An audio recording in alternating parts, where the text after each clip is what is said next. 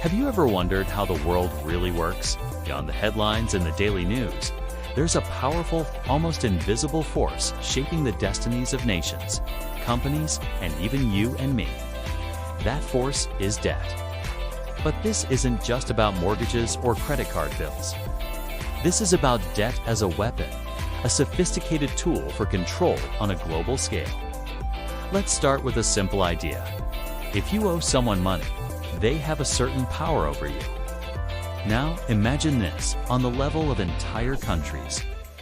When a nation needs funds for infrastructure, social programs, or to recover from a crisis, it often turns to international financial institutions or other powerful countries for loans.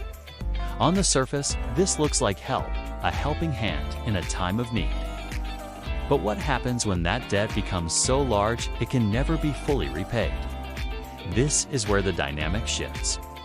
The lending entity now has immense leverage.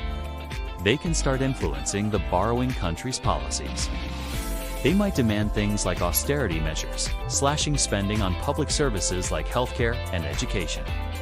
They might insist on the privatization of state-owned assets, like water utilities or energy companies, often selling them off to foreign corporations at a bargain price. Suddenly, a country's own resources and economic decisions are no longer entirely its own. It's a subtle form of modern colonization, not with armies, but with balance sheets and interest rates. This strategy is often called a debt trap. A country is lured in with what seems like attractive loans, but the terms are designed in such a way that repayment becomes incredibly difficult, leading to a cycle of more borrowing just to pay off the interest on the old debt. The nation gets stuck, losing its economic sovereignty bit by bit. Its political choices become limited, always overshadowed by the need to please its creditors. Think about it in terms of geopolitics.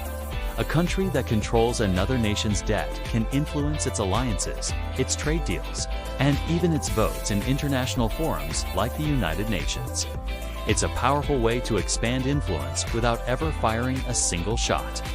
We see this playing out all over the world, where major economic powers use their financial strength to build strategic partnerships and secure access to vital resources in other countries. The currency of power isn't just military might anymore, it's financial leverage. This isn't some far-off conspiracy theory. It's a documented part of modern economic history. We've seen it play out in Latin America, Africa, and parts of Asia over the decades. Countries with immense natural wealth can find themselves poor and struggling.